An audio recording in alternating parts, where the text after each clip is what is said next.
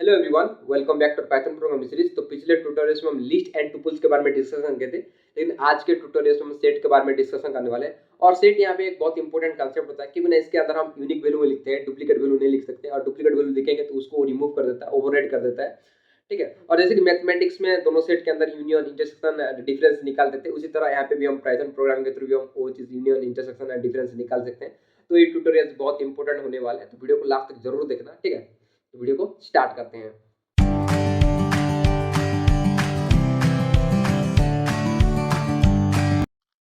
ठीक है, तो सेट को समझने के लिए सीधा हम VS कोड में आते हैं। VS कोड में आने के बाद यहाँ पे हम लिख देते हैं set data type, set data type. ठीक है, और समझते हैं सेट होता क्या है। सेट क्या है ना, सेट एक on order collection of data type होता है, जिसके अंदर हम डुप्लीकेट वैल्यू को नहीं लिख सकते, ओनली हम यूनिक वैल्यू को लिखते हैं, उसको हम बोलते हैं सेट। और सेट क्या होता है ना, सेट एक हेट्रोजेनियस डाटा टाइप होता है, जिसके अंदर हम डिफरेंट टाइप ऑफ वैल्यू को भी हम लिख सकते हैं, जैसे कि कॉम्प्लेक्स हो गया, बुलियन हो गया, एसटीआर हो गया, स्ट्रिंग टाइप हो गया। तो डिफरेंट टाइप ऑफ वैल्यू को भी हम लिख सकते हैं सेट के अंदर। ठीक है, तो सेट को हम कैसे क्रिएट करेंगे? सेट को क्रिएट करने के लिए हम यूज कर रहे होते हैं कर्ली ब्रैकेट को। जैसे कि लिस्ट में हम लिस्ट क्रिएट करने के लिए हम स्क्वायर ब्रैकेट का यूज कर रहे थे, उसी तरह हम सेट को क्रिएट करने के लिए हम कर्ली ब्रैकेट का यूज करते हैं। तो इसको यहाँ पे हम कमेंट आउट करते हैं और चलो एक सेट क्रिएट करते हैं। तो सेट क्रिएट करने के लिए यहाँ पे हम लिखेंगे a equal to n, open curly bracket देंगे और ओपन, ठीक है, कर्ली ब्रैकेट ओपन करेंगे और क्लोज करेंगे। कर्ली ब्रैकेट के अंदर हम एलिमेंट इंसर्ट करेंगे 10, 20, 40, ट्रू, स्ट्रिंग टाइप का वैल्यू लेते हैं देवा। हम क्या करते हैं ना, इसी तरह हम क्या करते हैं, सेट को हम क्रिएट करते हैं। ठीक है, इसी तरह हम सेट को क्रिएट करते हैं। और यहाँ पे अगर हम चेक करना चाहते हैं ये कि सेट है या नहीं, तो यहाँ पे लिखेंगे प्रिंट और इसको हम टाइप ऑफ ए कर देते हैं, टाइप ऑफ ए करते हैं। प्रोग्राम को सेव करते हैं और इसको हम रन करके चेक करते हैं। रन करने के लिए यहाँ पे आएंगे और टर्मिनल, देन न्यू टर्मिनल, और इसके अंदर हम क्या है ना, पाइथन प्रोग्राम फाइल के अंदर है, हमको आना पड़ेगा डाटा टाइप्स फोल्डर के अंदर, क्योंकि ना जो कलेक्शन डॉट पी है वो डाटा टाइप फोल्डर के अंदर है। तो इसलिए यहाँ पे हम लिखेंगे cd और यहाँ पे लिखेंगे डाटा टाइप्स और एंटर मारते हैं। तो अब हम डाटा टाइप्स फोल्डर के अंदर आ चुके हैं। अब हम क्या करेंगे ना, कलेक्शन डॉट पी को हम रन करते हैं। रन करने के लिए लिखते हैं पी और कलेक्शन, कलेक्शन डॉट पी और एंटर मारते हैं। तो यहाँ पे आप देख सकते हो ये जो ए है वो क्या है ना, सेट टाइप का वेरिएबल है। ठीक है, अगर हमको यहाँ पे एम्प्टी सेट क्रिएट करना है, एम्प्टी सेट क्रिएट करना है, तो हम क्या करेंगे, इसको हम यहाँ पे रिमूव कर देते हैं। तो अगर आप सेट को, जैसे कि लिस्ट को क्रिएट करने के लिए हम यूज कर रहे होते हैं, एम्प्टी एम्प्टी लिस्ट को क्रिएट करने के लिए हम सीधा स्क्वायर ब्रैकेट का यूज करते हैं। लेकिन अगर हम सेट को ओपन कर्ली ब्रैकेट दे के अगर इसके अंदर कोई भी एलिमेंट नहीं लिखेंगे, तो ये एम्प्टी सेट नहीं कहलाता है, ये डिक्शनरी टाइप कहलाता है। ठीक है, एम्प्टी डिक्शनरी कहलाता है। अगर इसको हम सेव करते हैं और यहाँ पे इसको रन करते हैं, तो यहाँ पे देख सकते हो ये जो है डिक्शनरी टाइप कहलाता है। तो एम्प्टी सेट क्रिएट करने के लिए यहाँ पे हम सेट फंक्शंस का यूज करते हैं, सेट फंक्शन का यूज करते हो। तो सेट यहाँ पे जो ए है, अब ए क्या है ना, एक एम्प्टी सेट हो चुका है। अगर इसको प्रोग्राम को सेव करते हैं, यहाँ पे दोबारा इसको रन करते हैं, तो आप देख सकते हो ए जो अब सेट टाइप का वेरिएबल हो चुका है। तो एम्प्टी सेट को क्रिएट करने के लिए हम सेट फंक्शंस का यूज करते हैं। अगर आप यहाँ पे कर्ली ब्रैकेट देके कर्ली ब्रैकेट के अंदर कुछ एलिमेंट नहीं लिखोगे, तो ये बाय डिफॉल्ट डिक्शनरी टाइप कहलाता है। ठीक है, तो एम्प्टी सेट क्रिएट करने के लिए हम सेट फंक्शंस का यूज करते हैं। तो इसी तरह हम क्या करते हैं ना, इसी तरह हम क्या करते हैं, सेट को हम क्रिएट करते हैं। तो और एक चीज मैंने बोला था कि सेट एक on order collection of data type होता है। ऑन ऑर्डर मींस क्या है ना, ये जो ऑर्डर है 10, 30, 50, 60 ट्रू है, ये एक ऑर्डर है। तो इसी ऑर्डर में वो आज इट इज यहाँ पे प्रिंट नहीं करेगा कंसोल में। अगर इसको हम प्रिंट करें, इसको अगर हम प्रिंट करें, यहाँ पे एक लिस्ट क्रिएट करते हैं, ए इक्वल टू 10, 30, 40, ट्रू, और एक स्ट्रिंग टाइप ले लेते हैं देवा, और एक फ्लोट टाइप लेते हैं 10, 10.5। ठीक है, तो अगर हम इसको हम थोड़ा यहाँ पे क्लियर करते हैं, देन समझते हैं। ठीक है, तो ये क्या है ना, एक ऑर्डर में है, पहले 10 है, देन 30 है, देन 40 है, देन ट्रू है, देन देवा, देन एक फ्लोट टाइप का वैल्यू है 10.5। तो आज इट इज इसी ऑर्डर में वो प्रिंट नहीं करेगा। जब हम इसको हम प्रिंट करेंगे, एलिमेंट सारे लिस्ट को जब हम प्रिंट करेंगे, तो आज इट इज इसी ऑर्डर में वो प्रिंट नहीं करेगा, कोई भी एक ऑर्डर में इसको प्रिंट कर देगा। तो प्रोग्राम को सेव करते हैं और इसको हम दोबारा यहाँ पे रन करते हैं। तो यहाँ पे देखो पहले जो ट्रू प्रिंट किया, देन ट्रू आ गया, देन 10.5, देन 30, देन 40, 10, देन देवा। लेकिन आज इट इज कहना पहले क्या था, हमारे पास 10 था, देन 30 था, लेकिन यहाँ पे ट्रू है, देन 10.5 है। तो ये ऐसा नहीं कि आज इट इज प्रिंट करेगा, ये किसी भी ऑर्डर में वो प्रिंट कर सकता है। ठीक है, तो यहाँ पे ऑर्डर मैटर नहीं करता। तो ऑर्डर अगर मैटर नहीं करता तो यहाँ पे इंडेक्सिंग का कंसेप्ट भी नहीं होगा। और ऑर्डर मैटर करता देन इंडेक्सिंग का कंसेप्ट होता। जैसे कि लिस्ट में इंडेक्सिंग, इंडेक्स नंबर के थ्रू हम एलिमेंट को गेट कर रहे थे, तो वहाँ पे इंडेक्सिंग कंसेप्ट था और लिस्ट के अंदर ऑर्डर मैटर करता था। लेकिन सेट के अंदर क्या है ना, इंडेक्सिंग का कंसेप्ट नहीं है, तो इसको एलिमेंट को गेट करने के लिए हम लूप का यूज करते हैं। ठीक है, अगर इस वैल्यू को एक एक एलिमेंट को गेट करना है तो हम यहाँ पे लूप के थ्रू ही हम गेट कर सकते हैं, या फिर आप सेट को आप लिस्ट में कन्वर्ट कर सकते हो, या फिर लूप यूज करके सारे एलिमेंट को गेट कर सकते हो। तो पहले देखते हैं लूप के थ्रू हम कैसे, पहले देखते हैं कि लूप के थ्रू हम कैसे ये सारे एलिमेंट को गेट करते हैं। ठीक है, लूप तो गेट करने के लिए यहाँ पे लिखेंगे फॉर, और for element, element in a, element in a, then colon देते हैं और यहाँ पे लिखेंगे print of element, print of element, और ये जो ए है इसको हम कट कर देते हैं और प्रोग्राम को सेव करते हैं और दोबारा इसको यहाँ पे रन करते हैं। तो इसी तरह हम क्या कर सकते हैं ना, इसी तरह हम क्या करते हैं, एलिमेंट को हम गेट करते हैं। ठीक है, तो लूप के थ्रू इसी तरह हम क्या करते हैं ना, सेट का जितने भी एलिमेंट है वो सारे एलिमेंट को वन बाय वन हम यहाँ पे गेट कर सकते हैं। ठीक है, तो इसी तरह हम क्या करते हैं ना, लूप के थ्रू हम गेट करते हैं। और एक वो है जिसके थ्रू हम गेट करते हैं, यहाँ पे लिस्ट के थ्रू, यहाँ पे लिस्ट। पहले आप क्या करो, पहले जो ए है इसको आप कन्वर्ट कर दो, यहाँ पे कर देते हैं B equal to list of, list of A कर दो। ठीक है, लिस्ट ऑफ ए करो। अब देखो लिस्ट में क्या होता है, लिस्ट में इंडेक्सिंग का कंसेप्ट होता था। तो यहाँ पे अगर हम प्रिंट और बी ऑफ जीरो करते हैं, बी ऑफ जीरो करते हैं, प्रोग्राम को सेव करते हैं और इसको हम यहाँ पे क्लियर करते हैं और इसको दोबारा इस पे रन करते हैं, तो यहाँ पे क्या है ना, ट्रू प्रिंट किया। तो यहाँ पे जो लिस्ट है, लिस्ट के लिस्ट जो ए है वो क्या है ना, सेट टाइप का वेरिएबल है। और सेट टाइप का वेरिएबल को हमको क्या करना है, लिस्ट में कन्वर्ट कर दे। सेट को यहाँ पे हम लिस्ट में कन्वर्ट कर दिए। अगर यहाँ पे बी करते हैं, बी को यहाँ पे सेव करते हैं और इसको यहाँ पे प्रिंट करते हैं, तो ये सारे एलिमेंट जो है वो अब लिस्ट टाइप का हो चुका है। ये सारे एलिमेंट अब क्या है ना, अब लिस्ट टाइप का हुआ। अगर यहाँ पे टाइप ऑफ बी करते हैं, इसको हम टाइप ऑफ बी कर देते हैं, टाइप ऑफ बी करते हैं, तो बी जो है अब क्या है ना, लिस्ट टाइप का वेरिएबल है। ठीक है, लिस्ट टाइप का वेरिएबल है। तो अगर एक लिस्ट लिस्ट टाइप का वेरिएबल जो है तो है उसके अंदर हम क्या है ना, इंडेक्सिंग, इंडेक्स नंबर के थ्रू हम गेट कर सकते हैं। तो पहले इंडेक्स नंबर पे क्या है ना, ट्रू है।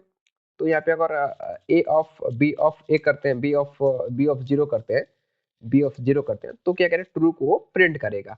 ठीक है, तो इसी तरह भी हम सेट का जो एलिमेंट है वो सारे एलिमेंट को हम गेट कर सकते हैं, ये सारे एलिमेंट को गेट कर सकते हैं यूजिंग फॉर लूप और यूजिंग लिस्ट। ठीक है, तो सेट को पहले लिस्ट में कन्वर्ट कर दो, फिर एलिमेंट को इंडेक्स नंबर के थ्रू गेट करो। ये तो इंडेक्स नंबर क्या है ना, हमारा जो सेट के अंदर इंडेक्सिंग, इंडेक्सिंग का कंसेप्ट नहीं होता, इसलिए सेट को लिस्ट में कन्वर्ट कर दो। तो इसी तरह हम क्या करते हैं ना, एलिमेंट को यहाँ पे गेट करते हैं। ठीक है, तो लिस्ट क्या है ना, लिस्ट एक म्यूटेबल टाइप का डाटा टाइप है। तो इसके अंदर एलिमेंट को हम ऐड कर सकते हैं, एलिमेंट को हम रिमूव कर सकते हैं। तो इसको यहाँ पे हम कॉपी करते हैं और इसको हम कमेंट आउट करते हैं और नीचे आते हैं और यहाँ पे इसको पेस्ट करते हैं। तो यहाँ पे जो हमारा ए है, इसके अंदर ये लिस्ट के अंदर अगर एलिमेंट को ऐड करना है हमको, तो हम यहाँ पे लिखेंगे ए डॉट ऐड, ए डॉट ऐड, और ऐड ऐड ऐड के अंदर लिख देते हैं हम 90। तो ऐड फंक्शन क्या करते हैं ना, ऐड फंक्शन कोई भी एक लोकेशन पे जाके 90 को ऐड कर देता, ऐड कर देगा। जैसे कि लिस्ट में अपेंड फंक्शन होता था, अपेंड फंक्शन क्या करता था, लास्ट में जाके अपेंड फंक्शन ऐड करता था। ठीक है, अगर आपको लिस्ट का कंसेप्ट पता नहीं है तो वीडियो देख सकते हो, हमारा प्लेलिस्ट में ऑलरेडी अवेलेबल है लिस्ट कंसेप्ट। तो वहां पे जाके इस सारे चीज को देख सकते हो कि अपेंड फंक्शन कैसे काम करता है। ठीक है, अपेंड फंक्शन जो है लास्ट में जाके ऐड होता था लिस्ट के अंदर। तो ऐसा नहीं कि ऐड फंक्शन जो है ये फंक्शन आके लास्ट में ही ऐड होगा, ऐसा नहीं है। सेट के अंदर ऐड फंक्शन कोई भी एक लोकेशन पे जाके 90 को ऐड कर देगा। तो प्रोग्राम को सेव करते हैं और इसको हम चेक करते हैं। तो इसको हम रन कर चेक करते हैं। यहाँ पे लिखना पड़ेगा प्रिंट, प्रिंट और एक करते हैं, प्रोग्राम को सेव करते हैं और दोबारा यहाँ पे रन करते हैं। तो अब देख, तो 90 जो है, 90 जो मिडिल पोजीशन पे आके 90 को यहाँ पे ऐड कर दिया। ठीक है, अगर यहाँ पे और एक बार ए डॉट ऐड करते हैं, ए डॉट ऐड करते हैं और इसके अंदर हम लिख देते हैं सोर्स रूट, सोर्स रूट, और प्रोग्राम को सेव करते हैं और इसको हम यहाँ पे क्लियर करते हैं ताकि और ज्यादा अच्छे से पता लग सके। प्रोग्राम को सेव करते हैं, दोबारा रन करते हैं। देखो आप ये जो सोर्स रूट है वो थर्ड नंबर पोजीशन पे आके सोर्स रूट को ऐड कर दिया, लेकिन 90 को मिडिल पोजीशन पे इंसर्ट किया था, ऐड किया था, लेकिन सोर्स रूट को आके थर्ड पोजीशन पे यहाँ पे इंसर्ट कर दिया। तो यहाँ पे क्या है ना, यहाँ पे जो ऐड फंक्शन है, ऐड फंक्शन कोई भी लोकेशन पे जाके ऐड कर देता है, ऐसा नहीं कि फास्ट में ऐड करेगा या फिर लास्ट में ऐड करेगा। तो इसी तरह हम क्या करते हैं ना, इसी तरह हम क्या करते हैं ना, ऐड फंक्शंस को यूज करके हम एलिमेंट को ऐड कर सकते हैं, एलिमेंट को इंसर्ट कर सकते हैं। ठीक है, अगर आपको रिमूव करना है, अगर आपको यहाँ पे लिख देते हैं ऐड ऐड फंक्शंस। ठीक है, अगर आपको यहाँ पे एलिमेंट को रिमूव करना है, ठीक है, यहाँ पे लिख देते हैं रिमूव रिमूव एलिमेंट। ठीक है, इस एलिमेंट को अगर रिमूव करना है तो इसको हम यहाँ पे कॉपी करते हैं और नीचे आते हैं और यहाँ पे पेस्ट करते हैं और इसको हम कमेंट आउट कट कर देते हैं। ठीक है, अगर ये सेट के अंदर एक एलिमेंट को आपको रिमूव करना है, एलिमेंट को यहाँ पे रिमूव करना है, सपोज मान लेते हैं ट्रू को हमको रिमूव करना है, तो यहाँ पे एक फंक्शन होता है a डॉट रिमूव। रिमूव करने के लिए यहाँ पे रिमूव फंक्शन होता है और रिमूव फंक्शन के अंदर हम लिख देते हैं ट्रू। ट्रू, तो रिमूव फंक्शन क्या करता है, रिमूव फंक्शन अगर सेट के अंदर अगर वैल्यू अगर अवेलेबल होता है, ट्रू अगर अवेलेबल होता है, तो वो क्या करेगा, रिमूव कर देगा। तो प्रोग्राम को सेव करते हैं और यहाँ पे उसको दोबारा रन करते हैं और यहाँ पे प्रिंट ऑफ ए करते हैं ताकि पता लग सके। प्रिंट ऑफ ए करते हैं, प्रोग्राम को सेव करते हैं और इसको दोबारा यहाँ पे रन करते हैं। तो यहाँ पे देख सकते हो ट्रू जो है वो रिमूव हो चुका है। ठीक है, ये एक वे है, रिमूव फंक्शन के थ्रू हम रिमूव कर सकते हैं कोई भी वैल्यू को। और एक फंक्शन होता है जिसको हम बोलते हैं ए डॉट डिस्कार्ड। डिस्कार्ड फंक्शन के थ्रू भी हम क्या कर सकते हैं, एलिमेंट को यहाँ पे रिमूव कर सकते हैं। ठीक है, रिमूव फंक्शन क्या कहता है ना, अगर एलिमेंट सेट के अंदर अवेलेबल है तब वो रिमूव कर देता है, अगर अवेलेबल नहीं है तो क्या करेगा, हमको एरर शो कर देगा। लेकिन डिस्कार्ड में क्या होता था, अगर एलिमेंट है या नहीं है, तो अगर है तो रिमूव कर देगा, अगर नहीं है तो एरर शो नहीं करेगा, लेकिन रिमूव में एरर शो करेगा। सपोज यहाँ पे मान लेते हैं, यहाँ पे एक एलिमेंट लिखते हैं, यहाँ पे लिखते हैं एस। देखो एस जो फंक्शन है, एस फंक्शन क्या है ना, ये सेट के अंदर अवेलेबल नहीं है। तो प्रोग्राम को सेव करते हैं और यहाँ पे दोबारा इसको हम रन कर देते हैं। तो यहाँ पे हमको एरर एरर दिखने को मिला है, क्योंकि ना एस जो है वो सेट के अंदर अवेलेबल नहीं है। लेकिन ये चीज को अगर हम डिस्कार्ड फंक्शन में हम लिखेंगे, एस को अगर हम डिस्कार्ड फंक्शंस में लिखेंगे और प्रोग्राम को सेव करेंगे और इसको हम यहाँ पे रन करते हैं, तो यहाँ पे वो एरर शो नहीं करेगा, क्योंकि ना वो एलिमेंट अगर अवेलेबल होता, एलिमेंट अगर अवेलेबल होता, वो क्या करता है, डायरेक्ट रिमूव कर देता। अगर अवेलेबल नहीं है, डिस्कार्ड फंक्शन अगर अवेलेबल नहीं है ये जो सेट के अंदर, तो वो क्या करेगा, एरर शो नहीं करेगा। लेकिन रिमूव फंक्शन क्या कहते हैं, एरर शो कर रहा था, लेकिन डिस्कार्ड फंक्शन एरर शो नहीं करेगा। अगर एलिमेंट है तो रिमूव करेगा, अगर एलिमेंट नहीं है तो एरर शो नहीं करेगा। ठीक है, वो बाईपास कर देगा, इजीली वो एग्जीक्यूट कर देगा प्रोग्राम को, एरर शो नहीं करेगा। तो इसके अंदर हम लिख देते हैं देवा है, और प्रोग्राम को सेव करते हैं और इसको हम दोबारा रन करते हैं। तो देवा यहाँ पे रिमूव हो चुका है। ठीक है, तो डिस्कार्ड फंक्शन का काम क्या है, अगर एलिमेंट है सेट के अंदर तो रिमूव कर देता है, अगर एलिमेंट नहीं है तो क्या करे, बाईपास कर देता है और प्रोग्राम को एग्जीक्यूट करता है, सक्सेसफुली एग्जीक्यूट कर देगा, वो एरर शो नहीं करेगा। ठीक है, तो इसी तरह हम क्या करते हैं, रिमूव करते हैं एलिमेंट को। ठीक है, अगर आपको पूरा सारे लिस्ट को ही क्लियर करना है, ये सारे लिस्ट को ही क्लियर कर देना है, डिलीट करना है, जितने भी एलिमेंट है वो सारे एलिमेंट को आपको क्लियर करना है। तो यहाँ पे एक फंक्शन होता है ए डॉट क्लियर। क्लियर फंक्शन के थ्रू हम क्या कर सकते हैं ना, जितने भी एलिमेंट है वो सारे एलिमेंट को यहाँ पे क्लियर कर सकते हैं। तो प्रोग्राम को सेव करते हैं और यहाँ पे दोबारा इसको हम रन करते हैं। तो सेट यहाँ पे क्या होना, एम्प्टी सेट यहाँ पे क्रिएट, एम्प्टी सेट, सेट के अंदर कोई भी एलिमेंट नहीं है, तो इसलिए यहाँ पे एम्प्टी सेट प्रिंट किया। ठीक है, तो सारे एलिमेंट को रिमूव करने के लिए हम यूज कर रहे होते हैं क्लियर फंक्शंस को। देन एक इंपॉर्टेंट कंसेप्ट समझते हैं, जैसे कि मैथमेटिक्स में हम दोनों सेट के अंदर हम यूनियन, इंटरसेक्शन, डिफरेंस निकालते थे, उसी तरह हम यहाँ पे भी प्रोग्रामेटिकली भी हम पाइथन में भी हम निकाल सकते हैं दोनों सेट के अंदर यूनियन, इंटरसेक्शन, ठीक है, डिफरेंस हम निकाल सकते हैं। तो इसके लिए हम क्या करेंगे, यहाँ पे दो सेट क्रिएट करेंगे। तो चल क्रिएट करते हैं, ए इक्वल टू यहाँ पे लिख देंगे 10, 30, 40, 50, ट्रू, ट्रू, एक फ्लोट वैल्यू लेते हैं 10.5। ठीक है, और एक सेट क्रिएट करते हैं बी इक्वल टू, और इसके अंदर लिखते हैं 10, 20, 40, 30, फॉल्स, 25, 55, ठीक है, दोनों सेट है और दोनों सेट के अंदर अगर हम यूनियन निकालते हैं, तो यूनियन निकालने के लिए एक फंक्शन होता है यूनियन। तो यहाँ पे लिखेंगे ए डॉट प्रिंटफ फंक्शन के अंदर लिखते हैं और a dot union union b करते हैं। यूनियन क्या करता है ना, दोनों सेट के अंदर ओनली यूनिक वैल्यू को ही प्रिंट करता है, यूनिक वैल्यू को वो लेता है। तो यहाँ पे प्रोग्राम को सेव करते हैं और इसको हम दोबारा यहाँ पे रन कर देते हैं। तो इसके अंदर क्या होगा ना, जितने भी है सारे यूनिक वैल्यू है, रिपीट नहीं है। देखो दोनों सेट के अंदर 10 जो है 2 टाइम्स 10 है, 30 भी क्या है, 30 भी 2 टाइम्स 30 है, 40 भी 2 टाइम्स 40 है। तो यहाँ पे जितने भी वो रिपीटेड वैल्यू है, वो रिपीटेड वैल्यू को ओवरराइड कर देता है। ठीक है, जितने भी डुप्लीकेट वैल्यू है, डुप्लीकेट वैल्यू को ओवरराइड करके वो सिर्फ यूनिक वैल्यू कर देता है यूनियन फंक्शन। यूनियन के थ्रू हम ऐसे हम यूनियन निकाल सकते हैं। अगर आपको इंटरसेक्शन निकालना है तो यहाँ पे लिखेंगे प्रिंटफ फंक्शन प्रिंटफ फंक्शन के अंदर हम लिखेंगे ए डॉट इंटरसेक्शन और बी करते हैं। ठीक है, तो प्रोग्राम को सेव करते हैं और यहाँ पे दोबारा इसको हम रन करते हैं। तो यहाँ पे देख सकते हो पहले जो है यूनियन यहाँ पे प्रिंट किया और जो है इंटरसेक्शन यहाँ पे प्रिंट किया। तो इंटरसेक्शन में क्या होता है ना, जितने भी वो रिपीटेड वैल्यू उसको वो प्रिंट करता है। तो देखो 40 कितने बार, 42 टाइम्स है, तो यहाँ पे 41 बार प्रिंट किया। 10 भी रिपीट हो रहा है, 10 भी यहाँ पे प्रिंट किया। 30 भी रिपीटेड है, 30 भी यहाँ पे रिपीटेड है। लेकिन जितने भी यूनिक वैल्यू है, unique value in the sense देखो 20 एक बार है, सेट एक सेट के अंदर नहीं है लेकिन बी सेट के अंदर है, तो इसको रिमूव कर देगा, उसको ऐड नहीं करेगा।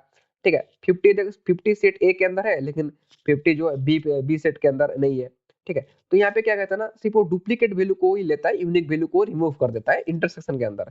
ठीक है, और अगर डिफरेंस निकालना है, प्रिंट और ए डॉट और डिफरेंस बी निकालते हैं, प्रोग्राम को सेव करते हैं और यहाँ पे दोबारा इसको हम रन करते हैं। तो इसके अंदर क्या कहते हैं ना, ट्रू ट्रू 50 और 10.5 वो प्रिंट करेगा। तो इसी तरह हम क्या कहते हैं, डिफरेंस भी हम निकाल सकते हैं। ठीक है, तो ये था सेट के बारे में। नेक्स्ट ट्यूटोरियल्स में हम देखेंगे फ्रोजन सेट के बारे में।